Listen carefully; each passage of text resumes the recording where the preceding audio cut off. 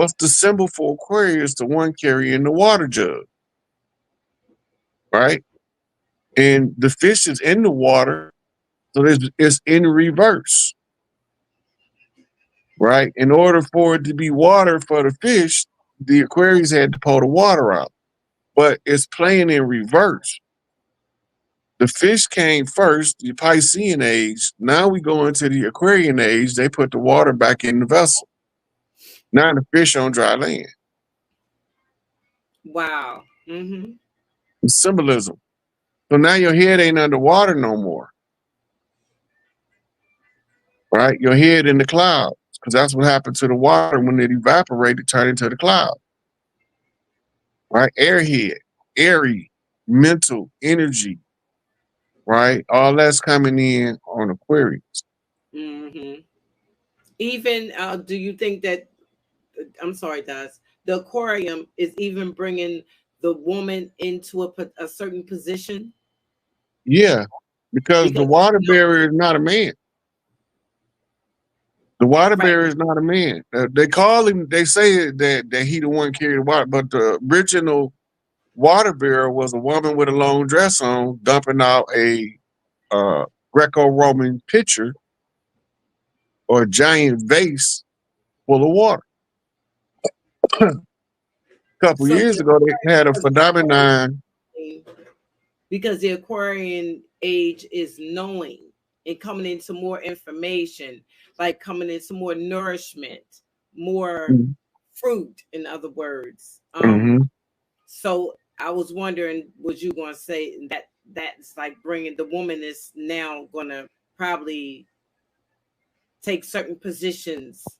If you go back to Moorish literature, you see Noble Drew Ali carrying a woman, and the waters is called the cares of the world, right? And he's bringing the woman out of the water, Mm.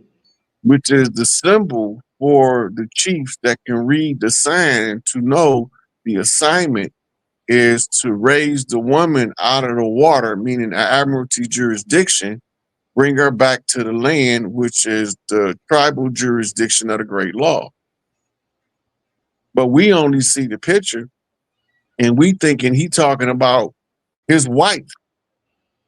He might be talking about his wife, but when we realize that it's more symbolism involved, we see more than just a man carrying a woman. It's an assignment, Mm. right? To uplift fallen humanity, because that's written on the woman's dress, fallen humanity, right? Now, when you look back over world history and you realize that the planet was once all females and that the sacerdotal seat was usurped by the Pope, that's why his seat under Big Mama's seat, and that not only was the sacerdotal seat usurped, but all of the priesthoods was replaced with drag queens instead of priestesses. That's why all of them wear them long robes. Them not robes, them gowns, them nightgowns that women wear. And that was the old Sibyls, the sisters of the Sibyls. They call them in modern science the 12 daughters or sisters of Eve, right? Mm-hmm. In the lodges, they are the 12 daughters of Isis, Mm. right? But they taking it back off the fraternities and sororities, then it take you back to the temples of Delphi. And when you study the temples of Delphi, it tell you that the Delphi temples was erected around an oracle reader who was a young maiden, the Dame of the North, which gives us Notre Dame, right? Notre Dame is in France. And what else is in France? The Parthenon of Isis. And what else is, no, yeah, the Parthenon of Isis. Now they moved the sacerdotal seat from where its original place was, and they set it up in Italy under the Roman reign of the Roman Empire, whose job it was is to usurp the divine feminine, which is the mothers that was the matriarchs, the big mamas across the land, which was the tribal mothers that was the one who was the inheritor of the land, right? So now we have to explain it once we get the receipts and show them where this is what happened, this who did it, this why they did it, this what's taking place. And the biggest traps is all of the isms, right? Those fixed mentalities or ideas that they give you that you ain't supposed to overcome. But the goal of being here is to become an overcomer, overcome whatever the obstacle is before you, right? So in the age of Aquarius, now you get in the information age. The age of knowing brings about the age of knowledge. Knowledge is useless if you don't know how to apply it. The application of knowledge is called wisdom. The one who can properly apply the knowledge in the place that it's supposed to be applied is the wise one, right? And the wisest of the wise can tell you that all of these other people who was putting the pieces where they go, put them all together, and this is the puzzle you get. You unravel the mystery of the ages. But it's not really a mystery. It's an open secret that we, the organic people to the planet, no matter where you find us at, we was already here. And that somebody came from somewhere else, be it through a portal on a ship, or if they just fell off a cloud, wherever the hell they came from, they obviously not from here because everything they doing is belligerent to somebody that live here. And we like to blame the cat's paw for the cat's doing. So that's so you brought up oh no, I'm gonna go and then dots. So you brought up 23andMe before we actually get into 23andMe and the CEOs. There was that and all these CEOs that dropped down. Sony and some other CEOs. I can't remember them all on the top of my head, but they all dropped down that day. Before we get into the 23andMe, do you think the other CEOs that dropped down because of the Diddy allegations and they know that they're going to be implemented or implicated in all these offenses? well, it could be sensationalized to give the appearance. Because remember, what they use in the media for is to capture the lowest informational exchange. Is called gossip. So they want to activate the ones with the most amount of power to deal with gossip instead of to deal with information. It's not the same. So the gossip columns can link them all together. Half them people probably was at Diddy parties, but if they was there, they on tape. They videoed them. And you gotta remember, Kim Kardashian blackmail tapes they alleged was found in the Puffy LA home. So whether it's true or whether it's not true, I've been saying for the longest, she was the queen of the damn. That's who Aaliyah was playing in the movie. And that's why she had to get low for exposing Kim Kardashian.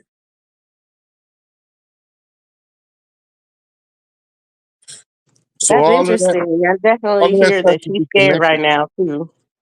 Say it again, sweetie. They say in the reports Kim Kardashian is really freaked out right now. Yeah, she should be. Slimy slut. Now for the 23andMe, and you can pull it up if you want to, Dots, that article. We know that the CEO. Right, because where the reason they didn't have where the doctor was looking for, he was supposed to get saline, so they had to send him to the right place. Then they tested a couple different things in the virus research, and one of the things that they testing was snake venom. The other one was that nanotech, what they call that stuff. Um.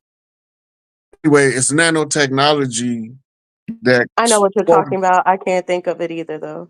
Yeah, but the nanotech was only in so many shots, right? They had different control groups, and then you had some places where they only gave people saline, which is the basic IV drip.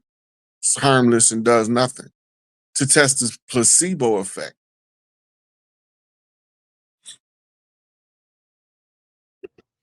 Wow, thank you. Okay, Dots. Sorry about that.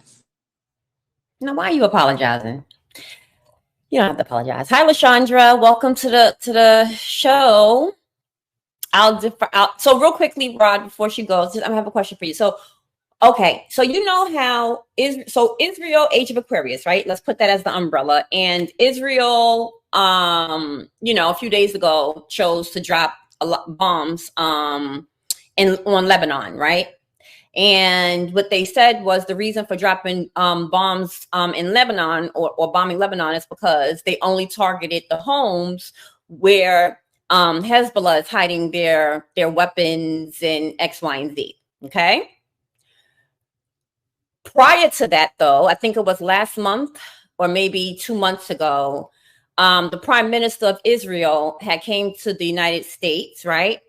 On a press run, but came to the United States, and the headlines were saying, Kamala Harris refused to meet with, Benjamin Netanyahu, the Prime Minister of Israel. I guess that was her way of taking a stance, or I don't know what that position point was, right?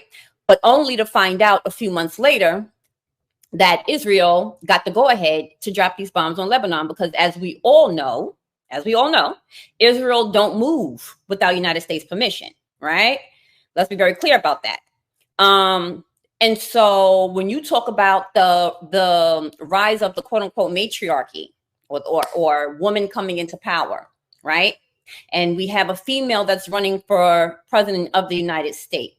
What is your thoughts around Kamala Harris, right?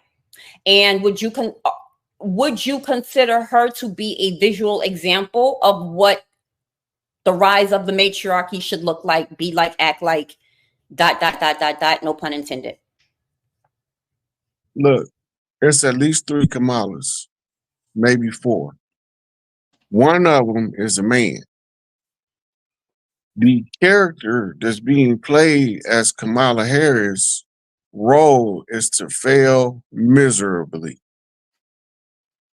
Everything she's doing is geared toward her failing miserably.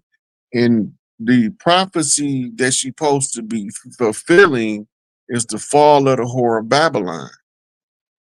So now you got to go back and watch Joe Brown going in on her about being from the Haktua tribe to get her way to the top. So I don't think nothing about her one way or another personally. I can care less if she's there or not. But she's definitely not a representation of the rising matriarch, because if you're going to put a drag queen in the place of Big Mama, that's not going to work. Oh, she a drag queen now? No, it's one of her lookalikes is a man. Okay. If they put that man in power under the pretense of putting a woman in power, that's the Statue of Liberty, the drag queen, Lady Liberty, the whore of Babylon. The drag queen that's the Statue of Liberty is a carving, is actually from a temple painting of Lucifer in Europe.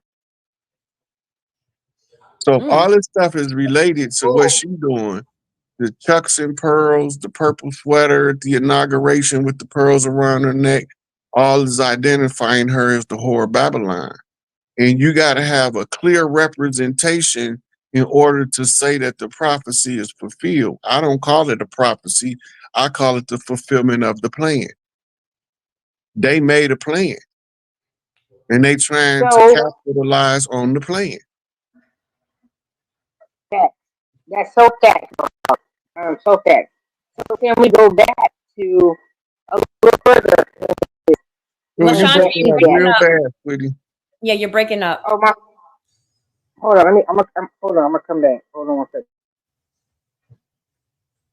Okay, and peace, Copper, Draco. But while LaShondra is coming back, I wanted to ask a question Bad Saint proposed in the chat. She said, is it the exact same thing that was happening with the swabs when they were doing those nose swabs? And were they doing like placebo with some people and using some other nose swabs to actually infect some people or anything like that? Yeah, some of the test kits have been found to have nanotech in the swab tips. They don't really need a test kit to take the swab. They can just grab that Q-tip out with a sealed um Q-tip, just like they use in the doctor's office, but it's sealed. It's single by itself. But the ones where they test where they giving saline, they just use the regular long swab straight out the jar.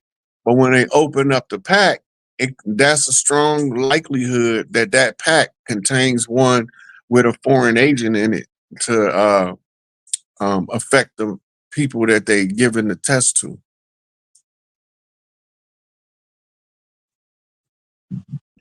All right. Copper Draco, you up? Salute to the panel. How y'all doing tonight? We're doing good. How are you? Peace. I had a quick question for Rod. It's a little different, but being that when a woman is pregnant, she's pregnant for 9 months. But when we come out, it's another 3 months that's tacked on to our lifespan, right? Every year. Mm-hmm. So being that okay, I'm 43. So if you take your if you times your birthday by 12 and then divide it by 9, that's supposed to be your real birthday, right? Mm-hmm. And the last 3 months that they give us are the months that people spend the most money. Would you say that that's being given us to us? That's being given to us to take our energy, to use up our energy? Because if I'm 57 right now, I could retire in a couple years. You know what I'm saying? But I'm really only 43 according to them. So I just wanted your opinion on that. Okay, so the birthday thing, when you born, you got to remember before you can become a semen, you take 72 hours for a man to produce a fresh batch of semen. It take a woman, all her eggs is there at birth, but they don't activate until about 90 days before they go through the fallopian tube. And this is where your 12 months come in at. The 3 months that you was just the egg and you became activated in the third month as a sentient being when the egg and the sperm united. And so they count that 3 months as the pre-gestation period of the egg. And when you born, first of all women don't carry their baby for the same length of time. That's a modern medical misidentification. Some women can carry a baby longer than 7 months. Some women can carry them 10 months, and some women had the capability of carrying them 12 months. And this also confuses the birthday philosophy because these different groups of women come from different tribes that used to be separated a long time ago. They gave us the 9 month as the median. The 9 month gestation period is the balance between those who carry long term and those who carry short, what they call short term, 5 to 7 months. Right. So when you born, you actually born, you already a year old. You supposed to have been one right there. Because your whole first year, you was in mama womb. She was building you without the aid of the hands of man. Your mama was building you for the first year. Now that you built, you face the world. Now your mama gonna program you. Okay. So, if I may, and how big ups to and wellness to the sisters of Scrammer Mounds. Big ups to the chats. Promote wellness. Promote wellness always, all days. We all will, right? I'm appreciative that I'm able to like jump in this conversation with Rod. So Rod, when we speak of a matriarch, like system, right? Mm-hmm. When you get into this aspect of thought of her, right? When we speak about her, which is your mother, my mother, our aunties, even me as a daughter, and my sisters as daughters or aunts or, you know, cousins in these aspects. We've been so decimated, right? We've been so dogged for a very long time, right? 'Cause even if we're looking at at how we are now, right? And how they're promoting us as being sluts. And I'm gonna keep it a buck. They're promoting us as being sluts and us being this. We so just we're just the atrocious, right? When you see these things, and I don't see this in atrocious, but I see this as that we're wizards because we have a mouth. We do. We have a mouth, and our mouth is our real glory. Would you not agree, Rod? Our mouth is our glory, and we do push ourselves in a certain place to push you as my guy, Rod. Right? To push you and put you in the placement and uplift you, because this is what we do to uplift you